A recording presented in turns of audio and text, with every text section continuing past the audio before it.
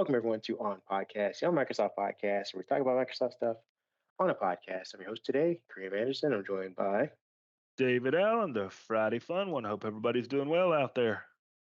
I think everyone is doing well except for Brad Smith and co. We'll talk about why Microsoft is having a bad week despite good earnings. We will also be talking about a couple other small things because our opening discussion today is going to get us really down a rabbit hole. But once we come out the other side, we will be talking about Microsoft quarterly earnings briefly. We'll be talking about Edge becoming even more powerful and gaining more AI features. We'll also be talking about iOS finally getting iOS support fully in Windows 11. And lastly, we'll be rolling out, I think Microsoft is preemptively going to unbundle Teams from Office, at least in the EU, to avoid a EU probe. I believe that should be it. I think we have one other one on the docket, which is talking about Microsoft Windows 10 no Yeah, longer. I mean, Microsoft no longer providing Windows 10 feature yep, updates. Windows 10's going to sleep. Finally, even though I think they started sunsetting it. What was it last year? Was the beginning? Yeah, they had kind of hinted, when we'll talk about it, they had kind of hinted there was going to be no more updates at some point this year. And I think Speaking of updates, the though, yeah. quote unquote support is going to run through October 2025 or something. Yes, correct. That is the official closing the door thing. But again, we'll get into that. Let's get into our opening discussion because I'm sure the rest of the internet has been talking about it at least for the past 72 hours. And that is Microsoft Activision deal for Blizzard being halted essentially by the CMA, the UK CMA. For those of you who are unaware of what that stands for, as of right now, that is the Competitions and Markets Authority. They are the UK's regulator for anti-competitiveness and business deals, so to speak. They are an independent body. They do not represent the countries themselves. So they're a regulatory force that basically can say yay or nay to large business acquisitions and deals. And they said no to Microsoft's 68 point, I don't know, $2 billion bid for Activision Blizzard. And this has been a seesaw of a deal, of a investigative probe. They came out initially saying they had issues with the deal. People kind of went, oh. And then they said, you know what? Microsoft's made a bunch of headway in making Call of Duty, which was their, initial issue, available, despite what Sony was saying, in backdoor meetings. So they seem to be okay with that. That all right, well, we're about to issue our final report, and everyone was kind of, feeling like this was a good go. Everyone, Microsoft was ready to go. We had tons of analysts and investors, and everyone seemed peaked for it. And then the report came out on Wednesday, I believe, and it hit like a anchor. They basically said that they were no longer concerned about Call of Duty, but more along the burgeoning cloud market. It was not only super, it should be super competitive, but that it was growing at an exponential rate, and that Microsoft's acquisition of Activision would halt all of that. I believe, specifically saying that it was not going to restore the competitive dynamism. That's the word they used. That would be lost as a result of the merger. So, what are your thoughts on the CMA saying no before we get into all of the details? It surprised me when I first saw that headline come up Wednesday morning. I actually was getting ready to start our news day at my desk, and I read the headline, and I actually had to look at the source to make sure that I was not reading fake news. Because, like you talked about, and we have beat this to death here on the podcast, I thought the CMA and, the UK were all in. I thought this was good. Now, when I look at some of their reasons, and I don't want to take the second half of your opening statement away from you, but when I look at the reasons, and one of the main reasons mentioned was that Game Pass is going to get more expensive, which means the gamer has to spend more money. That was one of their concerns. I kind of get half of where that's coming from because Game Pass is going to get more expensive anyway. Microsoft is not going to stop adding to Game Pass just because the Call of Duty merger. Listen to me. The Activision Blizzard merger does not go through. So I hate it, but to me that almost sounded like a cop out because it's going to get more expensive either way.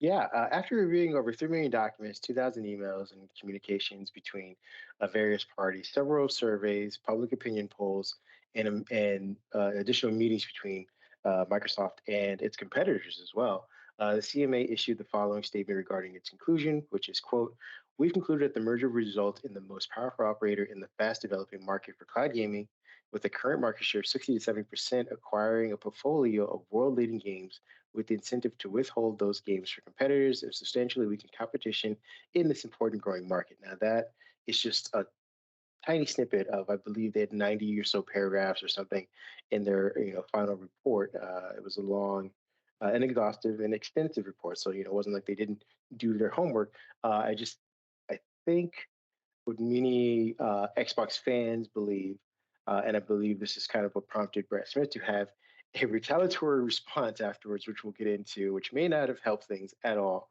But I think what a lot of people were believing was that the call of 60 to 7% current market share for cloud gaming is kind of a inflated number, and that they were basing their judgment off of this. Like you said, Game Pass is going to get more expensive. Game Pass tends to be seen as the leader in cloud gaming right now, only because it's the most visible one. Doesn't mean that it's had that much market share.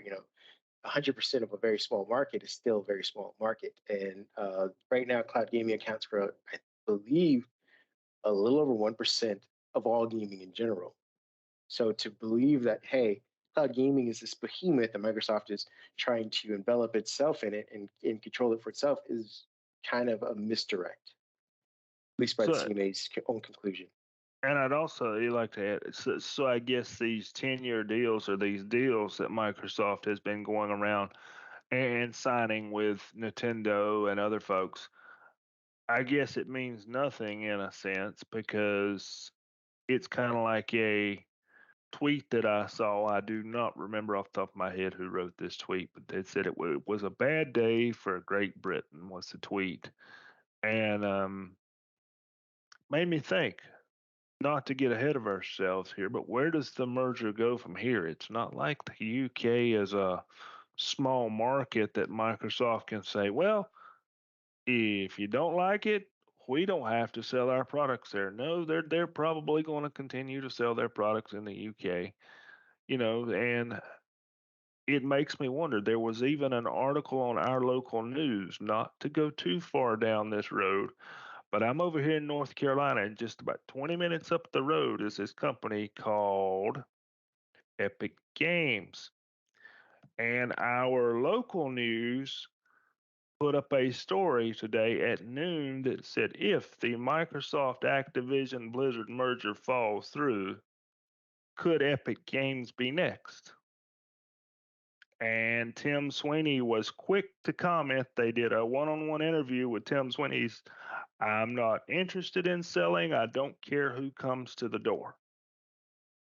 Yeah. To your initial question and your point, Microsoft did ink several deals, and the CMA acknowledged those. So it wasn't like they just glossed over it or ignored it. They did say that Microsoft did its best to kind of accommodate what they were requiring, but even with those proposals fell short in their belief. They wanted something of they basically wanted all of Activision Blizzard's libraries to be available for licensing, no matter what happens and no matter what kind of studios pop up in the future. Which it's just a bad deal to begin with because you could have, knowing that the library is open for license and has to be legally, you can have fraudulent studios come up and have a claim to it, and now you've devalued the quality of your games, the security of your users' information, all that kind of stuff, because you were trying to appease, the future that you have no idea about. The other thing that was noted was that Microsoft obviously had a statement, and this statement came out before Brad Smith decided to kind of crap all over it. But basically, Microsoft said in this initial statement, we remain fully committed to this acquisition and will appeal. The CMA's decision rejects a pragmatic path to address competition concerns and discourages technology innovation and investments in the United Kingdom. We have already signed contracts to make Activision Blizzard's popular games available on 150 million more devices and remain committed to reinforcing these agreements through regulatory remedies. We're especially disappointed that after lengthy deliberations, this decision appears to reflect a flawed understanding of this market and the way the relevant cloud technology actually works. A little bit bitey, but still manageable. And at the end of I believe the conclusion of this decision from the CMA, there was still an open opportunity for Microsoft to kind of salvage this. They were saying that there were still some things that Microsoft could do, like you said, to guarantee that they would never raise the price of Game Pass. Which who knows if Microsoft agrees to it and then breaks that deal and pays a fine in order to do so. But that was one thing that the CMA was offering that Microsoft could do to again salvage this. So that's why they said the appeal was a potential. Now, it should also be noted that it has been almost impossible to appeal and get that appeal in your favor from any initial decisions from the CMA. So it was looking like this wasn't going to be changed or overturned. Uh, then Brad Smith decided to offer some words that basically sounded threatening, talking about how the UK is no longer open for business. He was very upset, it seemed like, frustrated, I would imagine, more than anything. Uh, he also mentioned that it does more than shake our confidence in the future of the opportunity to grow a technology business in Britain than we've ever confronted before. Like to your point, that maybe they don't introduce new products, servers, businesses like that in Britain. That sounds stupid, childish. I doubt that Microsoft's going to follow through with that because it is a giant market. What happens going forward from now is that if everything were to stop today, we don't meet with the FTC, the European Commission says no, whatever, Microsoft will have to pay Activision Blizzard about $3 billion as a breakup fee, and then everyone goes their separate ways. As it stands right now, I believe their stock, Activision Blizzard stock, is down to about $72, something like that, which is a far shot from the 95 that investors were going to get if this deal went through. Microsoft were going to pay out per share. The stock's getting hit hard. Microsoft stock actually went up. Investors were pleased to know that Microsoft potentially dodged a bullet because they don't care about gaming at all. They want Azure, they want cloud, they want Microsoft to focus. So they were sort of rewarded about 7%, I believe, about the hour after the news came out. What do you feel about that? Well, I think you're right. Microsoft is very focused on, or investors want Microsoft to be very focused on cloud and the Azure end of their company because that's where the most revenue is. You have to remember when you're an investor is looking at one thing, the number at the bottom of the sheet, and how that number changed from quarter to quarter, and what is driving that number. Now, let's play devil's advocate for a minute. If for some reason cloud went away in 6 months, or cloud took a hard left-hand turn, or something completely unexpected was happening, and gaming was suddenly what was driving that number at the bottom of the sheet, then you would probably see the investors say, yeah, let's go get Activision. Let's get a few more while we're at it. Whatever drives that number at the bottom of the sheet is what we want to do. And I get it as an investor, but I also go, well, Microsoft put up $70 billion in this offer. So if this offer goes south, what does that tell other companies out there? Activision Blizzard can possibly be bought for a number. So does somebody else, Apple, for example, say, yeah, we'll buy it? Well, I think the CMA's decision is basically saying that it can't be bought. That it would, I mean, there's no way that it can justify telling Microsoft no and then saying yes to Google or Apple or Amazon on the same end. because I don't think it's the dollar amount that is necessarily the issue. It's the competition, so to speak. And I think what they're basically saying is that, and this is also in the report, that they believe that Activision Blizzard would have come to the cloud technology, the cloud services portion of this cloud gaming all by itself had it not been purchased. What they're trying to do is circumvent a shortcut, essentially. And they're saying that now, with them rejecting it, Activision Blizzard has to basically stay open to partnerships with everybody. What I'm interested in knowing is what happens now. I believe next year when Sony has to renegotiate those exclusivity deals. They did have a lot of True. negative things to say about Activision Blizzard. Do they charge Sony even more to keep those exclusivity deals or licensing contracts? Do they say no altogether? What happens to Microsoft with that $70 billion in there, or I guess $63 billion left in their pockets, or 60, yeah, whatever the minus 3 billion is. Do they go out and buy more studios? Because they were making a lot of this. We have had several quarters where the Xbox division hasn't done great. They've earned the goodwill of people, but as far as dollar amounts are concerned, they aren't shooting beyond last year's numbers. They've kind of leveled out, and the first party studios still haven't produced really any noteworthy games in the last 3 years. Now we're banking on Redfall and some other games coming from Bethesda. If those reviews aren't good, it's going to be really hard for Microsoft to kind of pivot and say like, hey, not only did we lose the potential to expand our cloud gaming, but our first party studios aren't doing well. Hardware is constrained and not selling well. Where does all of this go? But I mean, imagine in the universe where they did get this deal done, they'd say, even if Redfall was a blunder, it's like, well, you can still go play Call of Duty, you can still go play World of Warcraft, Hmm. but on the cloud. Now that's not a deal. And if you're make all these deals with Nintendo, you get that money from Nintendo as well. People playing on the Switch, playing on Steam, all that kind of stuff. It was big, so it's a big letdown. That's not going forward.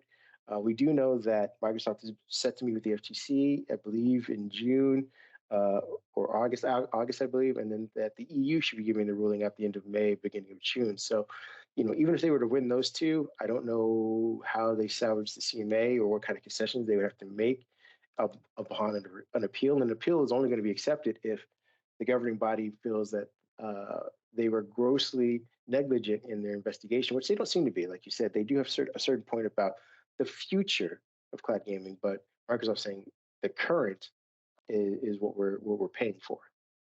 And I agree. I think Microsoft is gonna if this goes south, and I don't want to be the one that says when one domino falls, the rest of the dominoes fall. But the CMA is something that a lot of people listen to, and it's going to be investigated. And why did they feel? Oh, we feel the same way, but.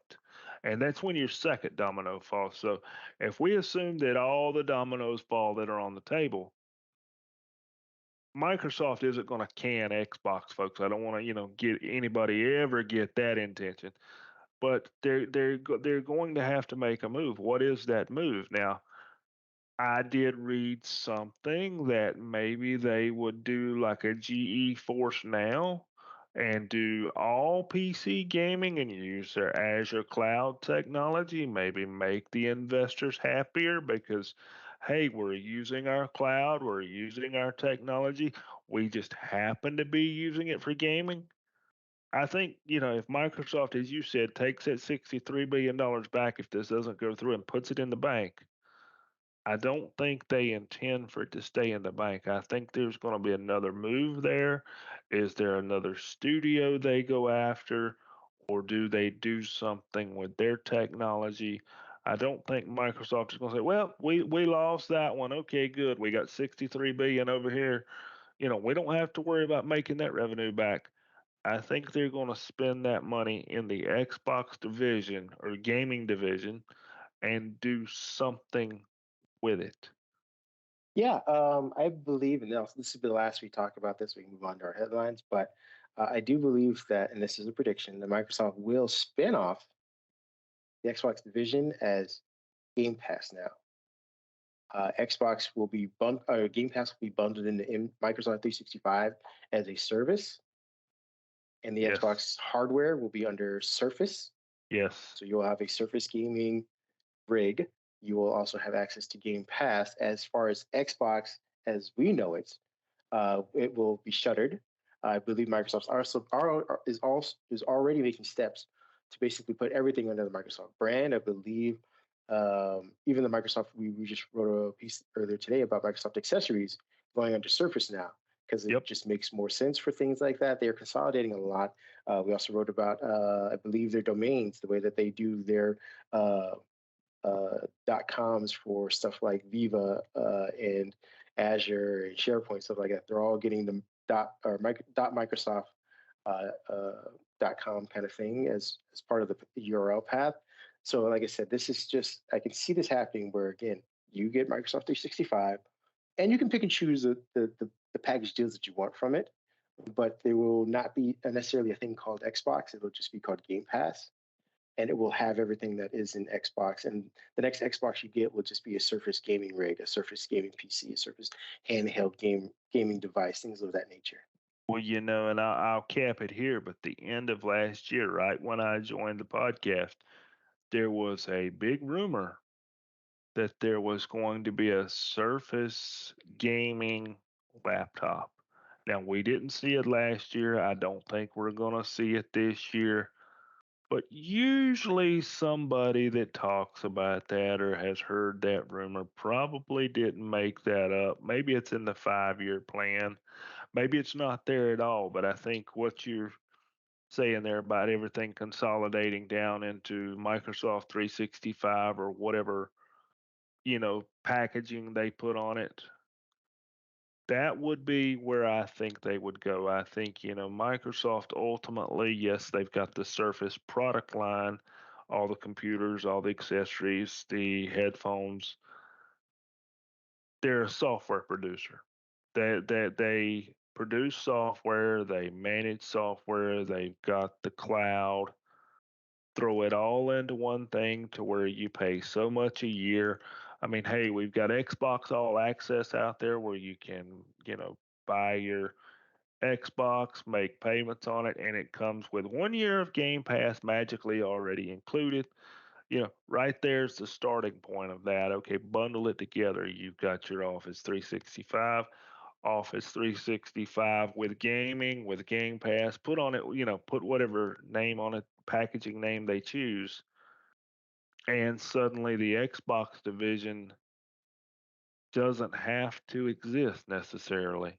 No, your next piece of hardware for gaming will be called a Surface Box. You heard it here. Let's get into our Mm. headlines, shall we? You want to start us off? What do you got Yeah, for be us? glad to. Let's shift gears. We kind of had a heavy topic there. Microsoft Edge is getting a little more intelligent, folks. Imagine that, and we're using AI and the addition of Microsoft Designer. Now, to give people some idea of what Microsoft Designer is, Microsoft Designer is kind of like the Canva for those that have done any type of website work or graphic development.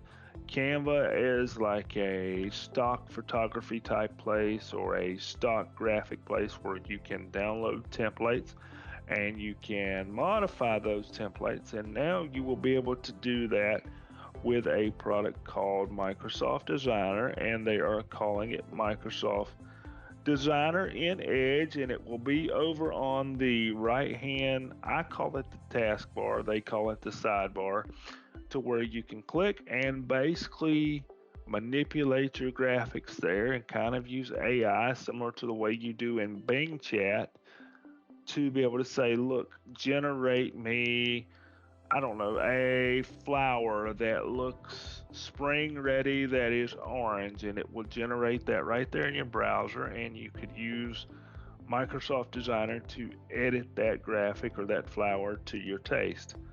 Again, just another step forward. We seem to be doing this week after week here lately. Somebody is doing something or planning something with AI, and I got Edge is getting pretty good. I gotta say it. I was once a Chrome guy, I know, but Edge is getting pretty good. Pay attention, folks. Agreed. Our next headline will be about Microsoft's quarterly earnings. This came out before the CMA's decision, but as I mentioned at the top, it really didn't matter because the CMA's decision actually helped. Microsoft increases revenue and net income despite declines in software and hardware for its fiscal year 23 quarter three earnings. Now, it's a bit of a upsy daisy kind of thing with them. Because of the pandemic, numbers are down across the board for PC manufacturers, PC sales, and that has resulted in fewer Windows OEM licensing. And so, they were down, I believe. The numbers are basically bearing out their revenue and productivity business processes, which is their first top business division, was brought in 17.5 billion, which is increased about 11%. It's up about 15% in constant currency, with the following highlights being, Office commercial products were up about 13%.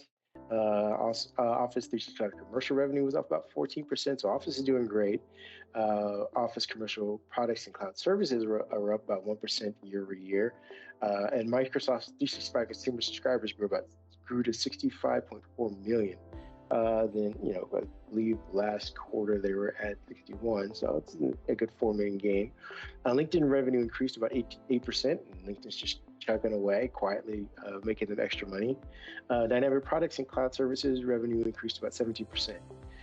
The other thing that was up for Microsoft was, and this is probably what investors were really, like we said, focused on, was the revenue and intelligent cloud, which was 22.1 billion, which is about a 16% increase from year over year, with the following highlights being the servers and products and cloud services revenue increasing by 17%. So while we had mentioned last quarter that things are becoming tighter as the market starts to shrink because competitors are gobbling up all the rest of the relevant market share, Microsoft's still making gains, and so is AWS. So just keep that in mind. Now, this is where Microsoft's kind of had an anchor again, which is in the revenue and more personal computing. That's the fun stuff we like to talk about, but all of that stuff was down. Computing brought in about 13.3 billion, which is a decrease about 9%, a heavy decrease. And Windows OEM revenue was decreased by 28%. Like we said, mentioned, this is because of post-pandemic related, people just have computers and don't need newer ones. They're not upgrading like they used to. Now, if you were to check this out, pre-pandemic, they would be down by 1 or 2%. So, the drastic change is because of elevated pandemic numbers.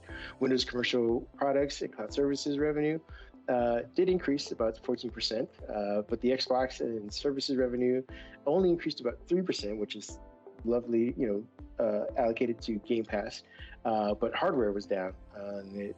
I believe Nadella said on the earnings call, they had constraints in hardware, but I think with that being said, Sony still did gangbusters this quarter for their hardware, so they figured out some method that Microsoft hasn't. Search and news advertising revenue, excluding traffic acquisitions cost, increased about 10%. And we expect that to continue going up as they put more emphasis in being chat and being searched. So those are numbers for this quarter. Like we said, it was basically Surface was down, Xbox was down, Windows was down, but the cloud has more than made up for those gains. And the fact that Microsoft won't potentially be spending another $68 billion for gaming made investors happy. And that 7% increase probably added another $150 million to their bottom line for the quarter for not having done anything for that day. So Microsoft's in a decent spot. We should also note that a lot of its competitors also beat their expected earnings per share. I believe Google beat theirs and Amazon beat theirs. So everyone's doing relatively good with this sort of unstable economy. I'm gonna make one comment on that. The one thing, if I understood what you said there, the Office revenue was up a little bit. I forget the number you Yes. thought out there. Yeah, That is Office a little revenue. bit, yeah, that's a little bit surprising to me because you would think during the pandemic times that those licensing was everybody bought those Microsoft licensing because we were working remote, and everybody had to do this Teams thing. So that does surprise me that the Office was up a little bit. I figured that might have been one of the first ones to kind of slide. Now I don't know what all they include in that office? Is there something with Azure that's included in that or what? But as far as that, that's a little surprising to me. The rest of it, yeah, I kind of expected in the post-pandemic phase, but that kind of I think it's surprised a me. 1-2. If I had to imagine, it's a 1-2 combo of more people who have maybe been using a combination of different CRMs, different mid-sized business solutions alongside AWS, switching over.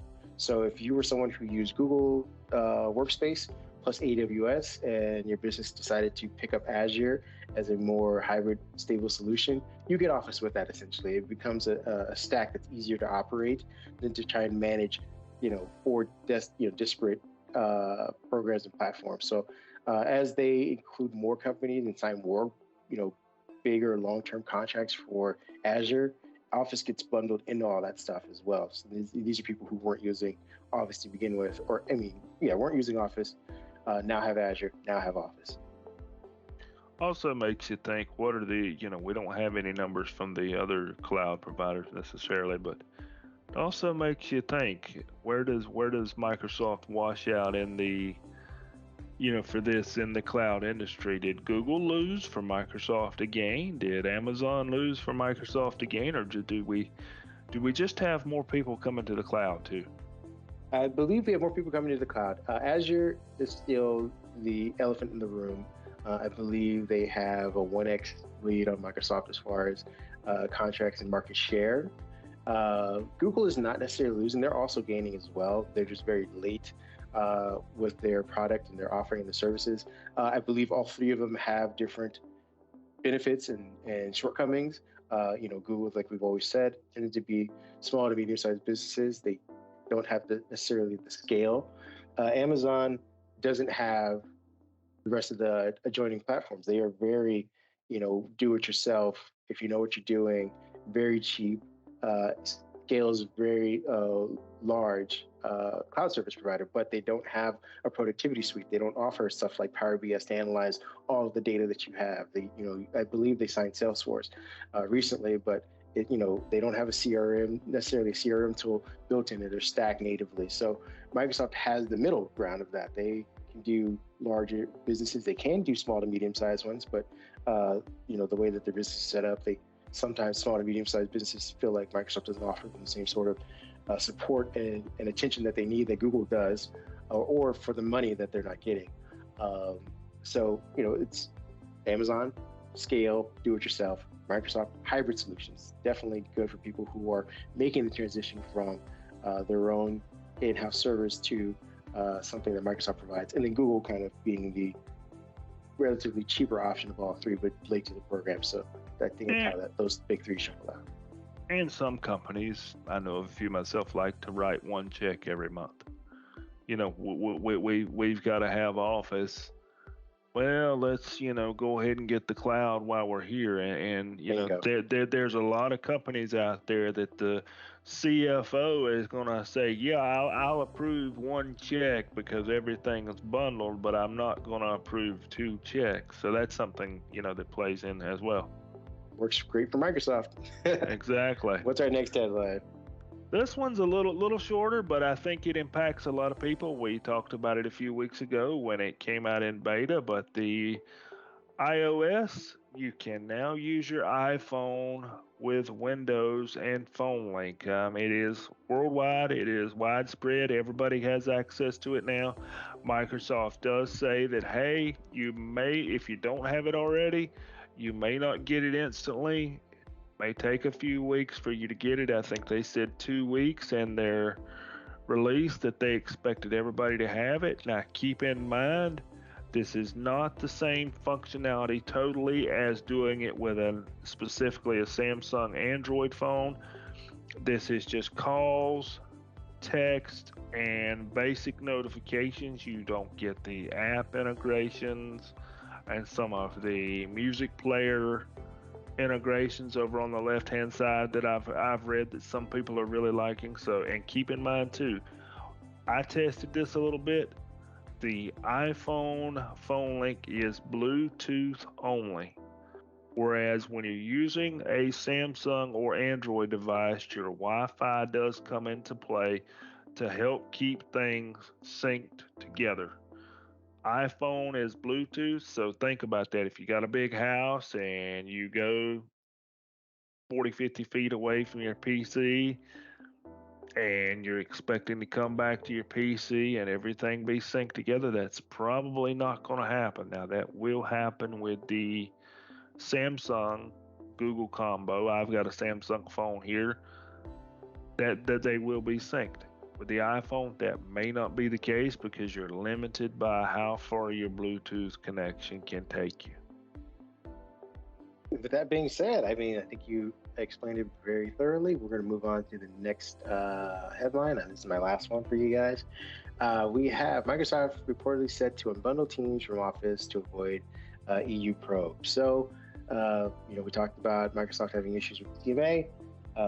Before the CMA's decision even came about, there was an issue with Teams brought up by, I believe, Slack and some other competitors. But basically, according to the Financial Times, it seems that there are plans underway by Microsoft to stop bundling Teams with Office because people were saying it was unfair.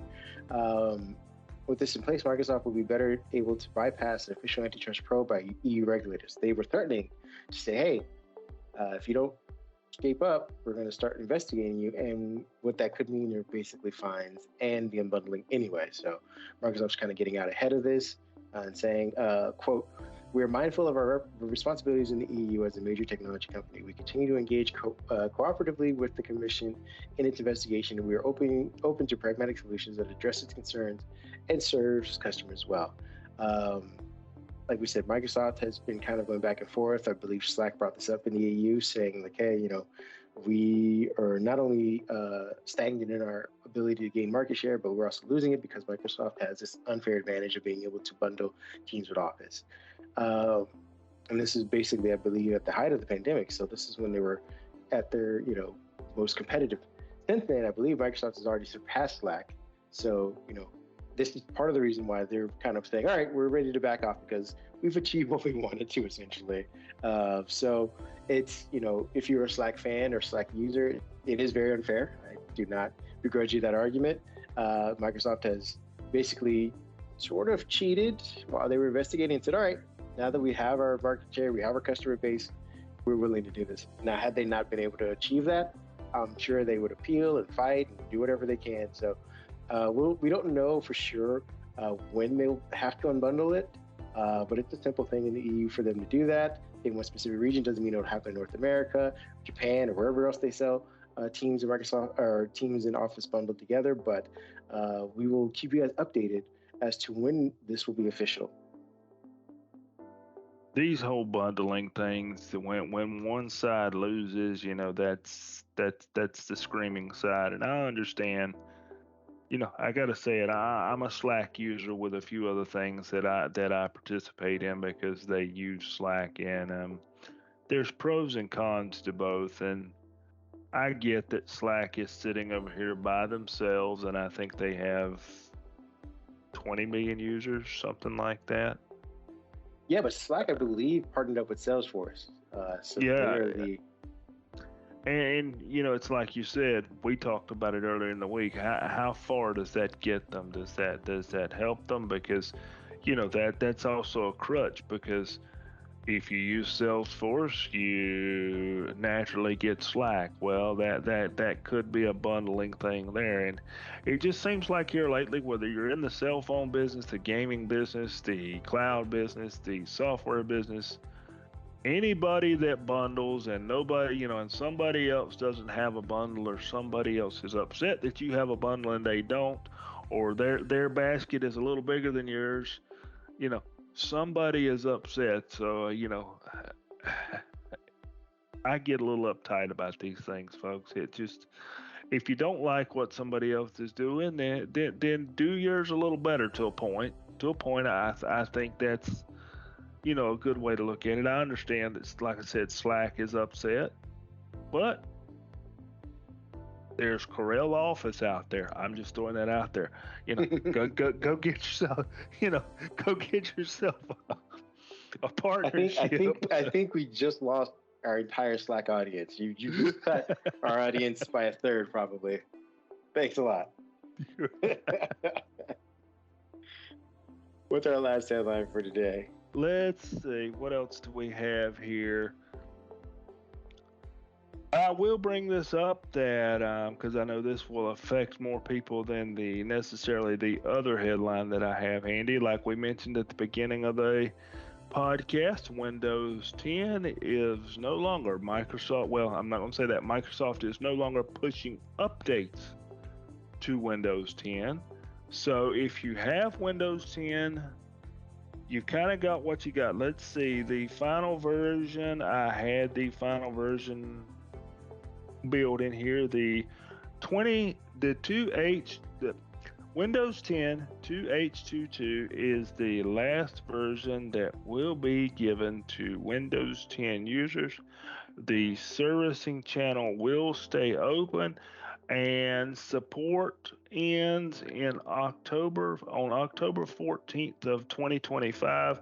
Microsoft, of course, has said that Windows 10 is no longer up for sale, and if you want to stay up to date with the latest features, guess what? Go get Windows 11. So, if there's some folks out there on some older hardware that's kind of hanging on to Windows 10, or you don't like something in Windows 11, guess what? It's kind of like how the PC industry works. PC sales are down. Microsoft makes an announcement that Windows 10 is no longer getting updates. Does anybody see a connection? Go get yourself a Windows 11 PC and quit being cheap. Basically. Exactly. We have one last headline. If you want to give me a 30-second TLDR on what this is, I'm sure this still will affect some people. It's our Gears of War one. Okay. My team stopped there for just a second. Yep, got one more for you folks. Gears of War 6 is not coming anytime soon. Unfortunately, I was looking forward to a new Gears of War title on the new Xbox. But let's see. In a recent interview, Dextro, which is voice actor Lim McIntyre, said he had heard nothing about Gears of War 6 and made it clear that nope, doesn't have an NDA, hasn't signed one, not withholding information. But Gears of War 6 right now is not on the roadmap. For me, that's a downer, but you can still get all of the Gears of War franchise on Game Pass on your Xbox. So if you're a Gears of War fan, we're going to be stuck with Gears of War 5 for a little bit longer, looks like. I mean, who knows? Maybe they'll give him a call today now that the CMA deal isn't coming through. Yeah. They can't bank on Call of Duty. He might be in the studio as we speak. With that being said, we want to thank everyone for joining us for a relatively long pod, but taking some time out to hang out with us and allowing us to explain some of the news this week. Where can people find you at? David PHA1978, always hanging out on Twitter. Come say hello. Yeah, I'm at Mindhead1, as long as Twitter is still afloat. If not, and he responds with animated GIFs, by the way. Constantly. So, I like that to sum up and be more concise than me rambling on like I am currently. Once again, thank you for joining us. I want you guys to have a great weekend. Have a great weekend, folks. Thanks a lot.